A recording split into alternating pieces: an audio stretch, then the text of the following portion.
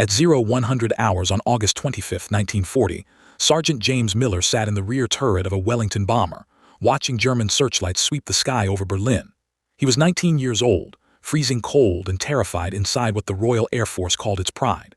The Wellington was a twin-engine beast with an aluminum frame covered in fabric, making it sturdy, reliable, and hopelessly slow. As the bomber plodded through darkness at 180 miles per hour, Miller felt like he was sitting in a hearse that had taken a wrong turn onto a racetrack. The German anti-aircraft guns below didn't even have to work hard. They just put up a wall of steel in front of the slow-moving British planes and waited for them to fly into it. Suddenly, a shadow detached itself from the stars as a German Me-110 night fighter slid in behind them. Miller gripped the handles of his Browning machine guns, realizing his 4.33 caliber guns were pea shooters against the cannons of a German fighter. He shouted a warning over the intercom, but it was too late. The German plane fired, hammering cannon shells into the Wellington's fuselage and ripping the fabric skin apart like cheap. The aluminum frame twisted. Miller watched helplessly as the starboard engine caught fire, turning the plane into a burning beacon that lit up the entire formation. The Wellington rolled over and began its long, accelerating dive toward Earth. In a fight that wasn't fair, it was a slaughter. This was the reality of the air war in 1940, where British doctrine was built on the simple, stubborn belief that the bomber would always get through if it had enough guns. They built flying fortresses loaded with turrets, ammunition crates, and armored plating, believing that if you bristled with enough machine guns, enemy fighters would stay away. However, physics told a different story. All those guns and turrets added massive weight, which meant drag, and drag meant the planes were slow. In a sky filled with agile 300-mile-per-hour predators, a slow bomber was just a target. The Royal Air Force was losing crews faster than they could train them, bleeding out in the cold night air over Germany. To make matters worse, Britain was running out of metal. The factories were chewing up aluminum at an impossible rate for every Spitfire, Hurricane, and Lancaster. The mines couldn't keep up. The convoys bringing ore from America were getting sunk by German submarines in the Atlantic. The Air Ministry faced a nightmare scenario where they had the pilots but were running out of materials to build the planes. They stared down a future where the factories went quiet because there was nothing left to melt down. In the middle of this crisis, a man named walked into the Air Ministry with an idea that sounded like a joke. Was a legend in aviation who thought like a racer rather than a soldier. He looked at the heavy, lumbering bombers and saw a mistake. He argued that armor didn't save lives, speed did. And if you could fly faster than German fighters, you didn't need gun turrets, armor plating, or a rear gunner shivering in the cold. He proposed a new bomber with two massive Merlin engines, the same ones that powered the Spitfire, carrying a crew of only 2 and absolutely 0 defensive guns. It would be an unarmed, high-speed bomber, a concept the generals considered heresy, akin to sending a knight into battle naked. They called it suicide, laughing at him and predicting that the first time a German Me-109 saw this defenseless plane, it would be cut to ribbons. But it had a second part to his pitch that made them think he had truly lost his mind. He told them he wasn't going to build this plane out of scarce aluminum but out of wood. The room went silent. Wood was a material for furniture, toys, and First World War biplanes, not for the age of steel and rivets. Explained that while Britain was running out of metal, it had plenty of trees. He wanted to use Sitka spruce from Canada, birch plywood, and lightweight balsa wood from Ecuador to glue the plane together like a high-speed piano. The experts at the ministry openly mocked him, calling the project Freeman's Folly and the plane the Termite Hotel. They predicted it would rot in the rain, the glue would dissolve in the tropics, and it would burn like a matchstick soaked in gasoline. Despite the laughter, Air Chief Marshal Freeman secured the funding, and because the metal factories were busy, production was outsourced to furniture makers. Piano factories and church pew carvers were handed blueprints for a high-performance bomber. On November 25, 1940, the prototype rolled out for its maiden flight. The test pilots were skeptical, tapping the fuselage to hear a hollow resonance instead of the trusted metallic ring. Geoffrey Jr. fired up the 12-cylinder Rolls-Royce Merlin engines. The plane accelerated with a violence that shocked observers, tearing down the runway and climbing like a rocket, leveled off and pushed the throttle forward, 300 miles per hour, then 350, then 400. The officials tapped their stopwatches in disbelief. The termite hotel flew faster than the Spitfire and the German Me-109. The laughter stopped. But speed on a sunny afternoon in England didn't convince the old guard at the Air Ministry. They still viewed the plane as a paper tiger that would crumble in a real fight. They argued that a German 20mm cannon shell would shatter the plywood and unzip the airframe in midair. Despite these doubts, the Royal Air Force was desperate. In late 1941, the first operational aircraft were delivered to No. 105 Squadron. By spring 1942, reports began filtering back from France.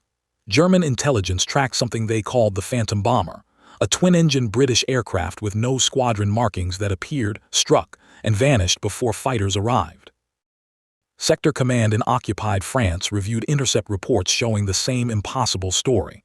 German Me-109 fighters scrambled, achieved visual contact at 8 kilometers, close to intercept range, but the target accelerated away. Pilots couldn't maintain pursuit. Standard doctrine tactics failed. The pattern repeated, May 6 more encounters, June 8. Always the same outcome, German fighters in position, British bomber gone. Photo reconnaissance finally captured one on the ground. Analysts measured wingspan, fuselage length, engine configuration. Their conclusion, twin Merlin engines, same as standard Royal Air Force fighters. So why was it faster? German sector commanders demanded answers. Intelligence officers analyzed attack patterns, weather conditions, timing correlations. Data accumulated. The Phantom appeared across multiple sectors. Different pilots reported identical experiences. Visual contact achieved, pursuit initiated, target escaped. No defensive fire observed, suggesting the aircraft was unarmed. An unarmed bomber outrunning fighters violated everything they understood about physics and aeronautics. By August 1942, German intelligence formed their first theory. German pilots had noticed the British bomber appeared most frequently during dawn and dusk hours. 60% of encounters occurred during these transition periods. Additionally, 40% of sightings involved cloud cover within 5 kilometers of the engagement zone. The pattern seemed clear. Intelligence analysts concluded the British pilots exploited tactical advantages, low sun angles for approach concealment, and cloud cover for evasion. The theory made sense. Standard doctrine emphasized systematic coverage, but patrol rotations created gaps. Perhaps the British had identified these windows. Attack timing analysis supported this hypothesis. Multiple strikes occurred precisely when fighter patrols changed shifts. Weather correlation appeared statistically significant. This explained why clear-day patrols in sectors with continuous coverage rarely encountered the Phantom. German command responded immediately.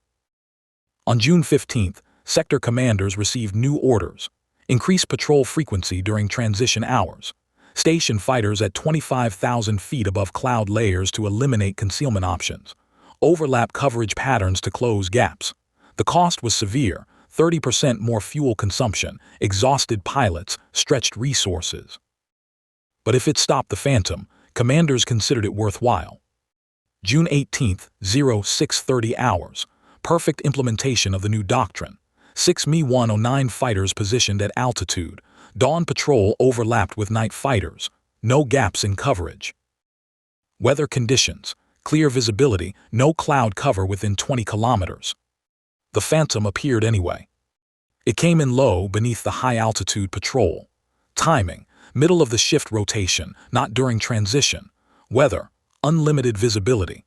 The British bomber destroyed a communications hub and departed at 380 miles per hour indicated airspeed. 4 German fighters dove to intercept. They couldn't catch it. The tactical theory was elegant, evidence-based, and doctrinally sound. It was also completely wrong. Intelligence analysts stared at the failure.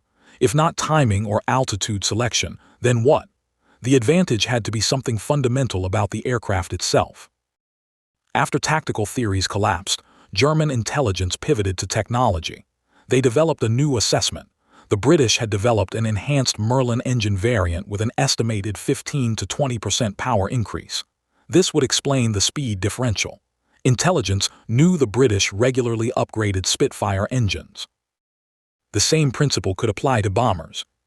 Photo reconnaissance had confirmed twin Merlin engines, but perhaps these were modified variants using advanced superchargers or fuel injection systems. Performance data supported this hypothesis. The Phantom's acceleration matched fighter aircraft characteristics. It sustained high-speed cruise at 350 miles per hour or more. No standard bomber configuration could achieve this. Engine technology seemed the only logical explanation.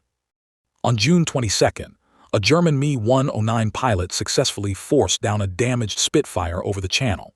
Engineers recovered the engine intact and transported it to German facilities for analysis. Technicians tore the Rolls-Royce Merlin apart, measuring every component, testing every system, comparing specifications against intelligence files. Their finding: standard Merlin 61 engine, no modifications, no advanced supercharger, no exotic fuel injection, identical specifications to previous captures. But if the Phantom used the same engines as every other British fighter, how did it achieve superior performance? Intelligence revised their assessment. If engine performance was standard, the advantage must derive from aircraft design itself. Three possibilities emerged. First, revolutionary aerodynamics, perhaps laminar flow wings, flush riveting, or extreme drag reduction techniques. Second, composite materials. Multiple sources mentioned wooden construction, possibly indicating high-strength laminated structures lighter than aluminum. Third, elimination of defensive armament entirely, accepting vulnerability for speed. German Technical Command issued new Intercept doctrine on July 1st. When engaging the unknown British bomber, assume speed parity with the Me-109G. Do not rely on chase tactics. Use energy advantage and altitude. Force head-on engagement where speed becomes irrelevant. July 8th marked the first test of revised doctrine. 4 Me-109G fighters positioned at 28,000 feet in ambush. The Phantom approached at 22,000 feet. German fighters dove from above, converting altitude to speed, exactly as doctrine prescribed. They closed to 800 meters with a significant energy advantage. Physics favored the diving fighters. The Phantom saw them coming. It pushed throttles to emergency power and accelerated away, pulling ahead of fighters using gravity for additional velocity. Physics shouldn't allow a level flight aircraft to outrun diving interceptors with 6,000 feet of energy advantage. Same engines. Standard power output, impossible result. Two theories tested, both plausible, both supported by evidence, both completely wrong. German analysts reviewed every piece of data collected over 8 months, weather patterns irrelevant, timing coincidental, equipment functional, tactical advantages non-existent. The British aircraft did nothing unusual. It flew at the same altitudes, same speeds, in the same sectors as other bombers. Different outcome every time. August 1942. The intelligence file on the Phantom had grown to 127 pages. Mission reports documented 43 encounters with 0 British losses. Tactical analysis showed 3 theories tested and failed. Technical assessment found no evidence of advanced technology. Aerodynamics review concluded performance exceeded all mathematical models using known. Nobody understood. Not German command, not intelligence analysts, not sector commanders who watched pilots die following doctrine perfectly. The answer existed in basic physics that doctrine manuals never considered. What the British added wasn't revolutionary. What they took away was. 9 months earlier, the answer the Germans desperately sought was taking shape in a furniture workshop in November 1941. Had walked into the Air Ministry with blueprints that made generals laugh, but his proposal wasn't insane. It was physics. His design violated every principle of bomber construction. No defensive armament, no gun turrets, no armor plating, a crew of 2 instead of 7. The generals saw suicide, saw mathematics. Every bomber in the Royal Air Force inventory followed the same doctrine: build them to survive attacks. The Wellington carried 4,000 pounds of guns, turrets, and ammunition. The Lancaster, 6,000 pounds of armor and defensive systems. The Sterling, 12 machine guns in 4 turrets. Doctrine said bombers would be attacked, so build them to endure punishment. asked a different question. What if they never got attacked because fighters couldn't catch them? The mathematics were brutal and simple. A Wellington empty weight, 18,500 pounds. Add guns and armor, 5,500 pounds more. Total, 24,000 pounds pushing through air. Bomber design, fuselage weight 12,000 pounds using wooden construction. Guns and armor, 0 pounds. Total, 12,000 pounds. Same engines, half the weight. The Rolls-Royce Merlin engine produced 1,620 horsepower. In a Wellington, that meant 1,620 horsepower moving 24,000 pounds, 14.8 pounds per horsepower. In its design, 1,620 horsepower moved 12,000 pounds, 7.4 pounds per horsepower. Every horsepower moved half the weight. In aerodynamics, that translated to speed. The Lancaster cruised at 180 miles per hour when loaded. Calculations showed his design would cruise at 300 miles per hour. The German Me-109G maxed at 390 miles per hour in level flight, and that was a dedicated fighter. An unarmed bomber cruising at 380 miles per hour would be functionally untouchable. Speed became the only armor necessary.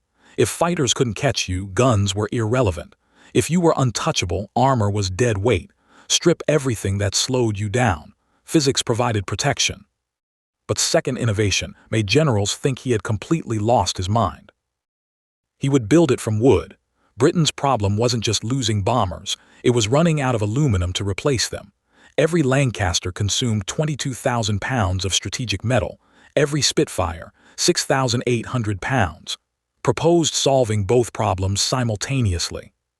Wood was lighter than aluminum per unit of structural strength. Britain had unlimited wood, Canadian Sitka spruce for structural frames, Birch plywood for skins, Ecuadorian balsa for core material. The construction method was ingenious. Build the fuselage in 2 halves, layer them over concrete molds, glue them together with a resin adhesive, clamp the assembly, and create a smooth monocoque shell without rivets or overlapping sheets. The surface would be smoother than metal, reducing drag. Wooden structures would absorb bullet impacts without shattering like metal.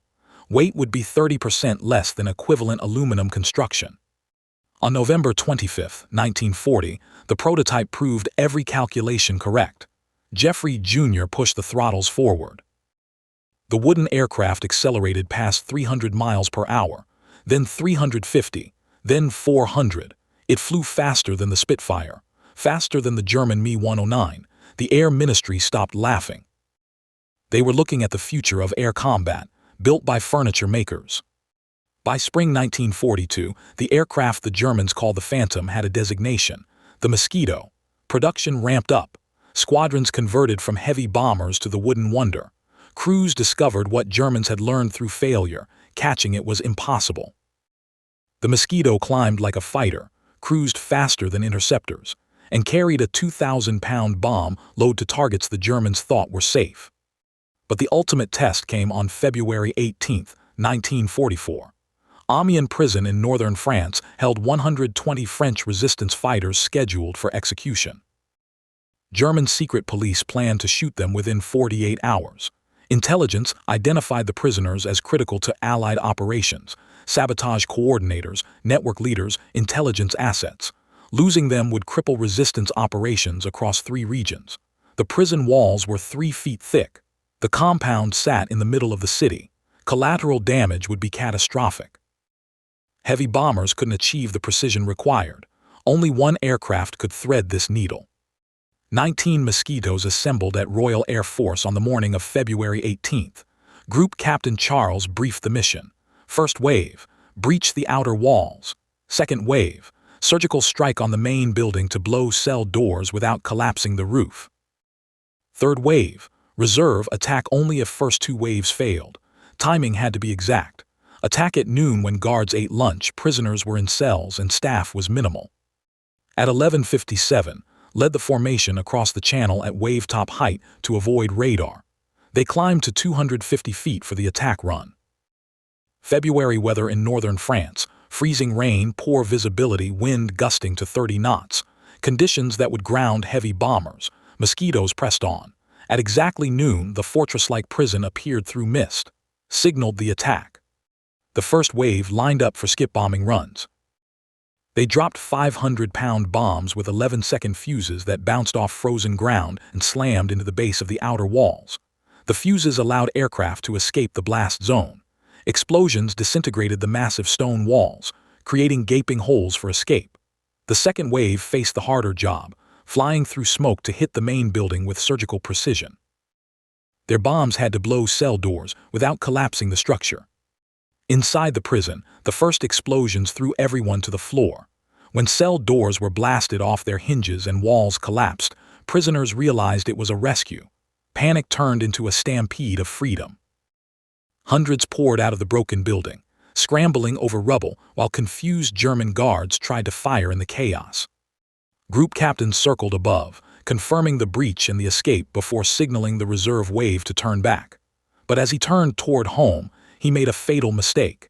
He climbed to 2,000 feet to assess damage, lifting himself out of protective ground clutter. A patrol of German 190 fighters spotted his silhouette against the sky and dove. They hammered Mosquito with cannon shells until the wooden tail shattered and the plane crashed, and his navigator died instantly. Back at the prison, over 250 prisoners escaped into the woods to continue the fight. The raid killed 50 German guards but tragically also over 100 prisoners, a heavy price they had been willing to pay for a chance at freedom. The surviving Mosquitos raced back to England, battered, and they landed to wait for a leader who would never return. The Amiens raid proved once and for all that the Mosquito wasn't a toy. Only its unique combination of speed, stability, and precision could have succeeded in those conditions. The termite hotel had delivered a strike rivaling modern guided missiles. The mockery that had dogged the aircraft vanished completely. Every rule of bomber design said armor saves crews. Doctrine demanded maximum guns, maximum protection, and acceptance of weight penalties. Standard doctrine assumed aircraft would be hit, planned to survive hits, violated every rule. Zero armor where doctrine demanded thousands of pounds. Zero defensive guns where doctrine required turrets covering every angle, a crew of 2 where doctrine mandated 7. He approached from any altitude, any angle, any time, because visibility and defense didn't matter when opponents couldn't catch him.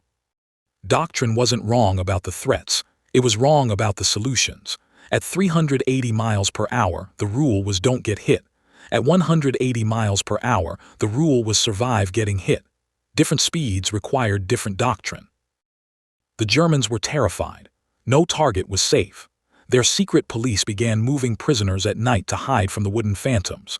Intelligence files showed the psychological impact. German command realized their defensive doctrine had been built on assumptions about aircraft performance that no longer applied. But the Mosquito's war wasn't finished. As German defensive doctrine collapsed, new threats emerged that would test whether speed and wood could survive the final desperate measures of a dying regime. Summer 1944. German engineers unleashed the V-1 Buzz bomb against London, a pilotless cruise missile that rained terror on the city. The weapon was crude but effective. A pulse jet engine pushed a 1-ton warhead at 400 miles per hour towards civilian targets. Conventional fighters struggled to intercept them. The V-1 flew too fast for most bombers, too low for high-altitude interceptors, and shooting them down over populated areas just detonated the warhead early, causing the destruction they were meant to prevent. The Mosquito became the primary hunter. Only its raw speed allowed pilots to chase the missiles. They developed tactics that seemed insane. Dive at terminal velocity until the wooden airframe shook and rivets screamed, close within feet of the pulse jet's exhaust flame, match speed precisely, then use the airflow over their wing to flip the V-1 over. The disrupted airflow would tumble the missile and send it crashing into empty fields instead of exploding over homes. The maneuver required surgical precision performed at 400 miles per hour in an aircraft built with wood and glue. Dozens of V-1s fell to Mosquito wingtips before they could reach London. Then came the final test. Late 1944, Germany unveiled the Me-262 jet fighter, a steel machine with twin turbojets that could reach 540 miles per hour. On paper, the jet should have made every propeller-driven aircraft obsolete, including the Mosquito. The Me-262 was 160 miles per hour faster in level flight. German pilots expected easy kills. Reality proved different. In chaotic dogfights over Germany, Mosquitos held their own. The jet had raw speed, but the wooden aircraft had agility. Pilots learned to exploit the Me-262's weaknesses. Its engines took time to spool up, its turn radius was wide, and its speed made precise aiming difficult. Mosquito pilots would bait the jets into turning fights, using their turn radius to stay inside the Germans' arc. Combat wasn't a drag race. It was angles, timing, and pilot skill. German jet pilots found themselves frustrated by aircraft built by furniture makers. Unable to kill targets they could theoretically outrun by 160 miles per hour. When the war ended in May 1945, the Mosquito had flown every imaginable mission. Bombed Berlin, hunted submarines, destroyed V-1 launch sites, broke open prisons, dueled with jets. The critics who had mocked the termite hotel were now scrambling to buy it. But the arrival of the jet age meant the end for the wooden wonder. New all-metal fighters like the Meteor and Vampire represented the future. The Mosquito, despite its success, was a wartime solution built on wartime constraints. The aircraft that had been too valuable to lose during combat became too troublesome to preserve during peace. Wooden construction that had been an advantage during wartime aluminum shortages became a liability in peacetime storage. Wood rotted, glue degraded. The airframes required constant climate control and maintenance that museums and air forces couldn't afford. Unlike Spitfires and Hurricanes, which could sit in storage for decades, Mosquitos had a shelf life. Hundreds of magnificent machines were dragged to the edges of airfields across Britain. Ground crews stripped them of instruments, engines, and anything valuable. Then they set them on fire. The plywood that had survived cannon fire and deflected searchlights burned fiercely. Birch and balsa turned to ash. The wooden wonder that had humiliated the German Air Force disappeared as quickly and silently as it had arrived, consumed by flames at the very airfields where it had proven everyone wrong. The destruction was systematic and ruthless. 7,781 Mosquitos were built during the war. By 1950, fewer than 50 remained intact. Today, only a handful survive in museums around the world. They sit behind velvet ropes looking fragile and organic compared to the metal warbirds surrounding them. Visitors approach, expecting the familiar ring of aluminum, and tap the fuselage.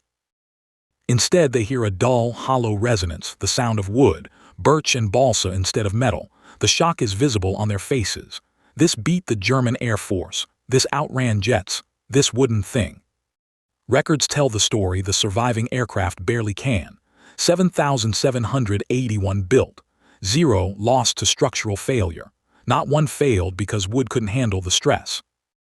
Not one came apart because glue dissolved or plywood shattered. The experts who predicted rot and fire and disaster were wrong about everything. Was right about everything. Speed mattered more than armor. Simple materials executed brilliantly beat complex engineering executed conventionally. Innovation came from questioning assumptions everyone else accepted. The statistics are brutal in their clarity. Between 1942 and 1945, Royal Air Force bomber losses averaged 5 to 8% per mission. Lancaster crews knew their chances. 30 missions meant mathematical certainty of death or capture. Mosquito squadrons, loss rate, 0.3%. 99.7% came home. The difference wasn't luck. It wasn't courage. It was physics. 12,000 pounds moved by 1,600 horsepower survives better than 24,000 pounds moved by the same power. The math was always there. Just had the courage to trust it. How did a wooden bomber outrun German jets and survive the war? The answer is simpler than the mystery suggested. Physics defeated doctrine. Weight mattered more than armor. Speed provided better protection than steel plating and gun turrets. Every rule said add guns, add armor, accept the weight penalty, and hope defensive fire kept you alive. Subtracted instead. He removed guns, removed armor, removed the weight that made bombers targets. Then he built it from wood, not despite the material limitations but because of them. Constraints bred innovation.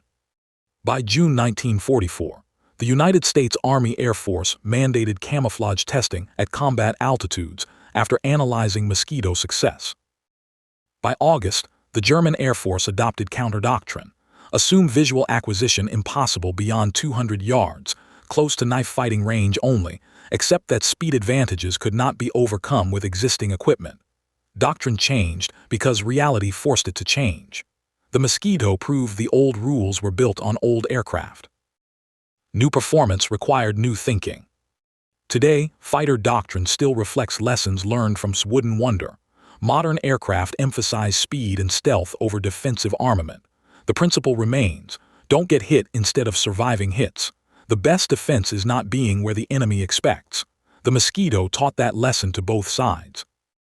It cost the German Air Force hundreds of pilots and revealed the fatal flaw in their defensive doctrine. It cost Britain one brilliant designer's reputation, until he proved everyone wrong. The wooden plane that everyone mocked became the aircraft everyone feared. Furniture makers built a weapon that embarrassed professional aerospace engineers. Simple physics executed courageously beat complex doctrine executed timidly. The impossible was just an opinion, proven wrong by 7,781 aircraft that shouldn't have worked but dominated the sky anyway.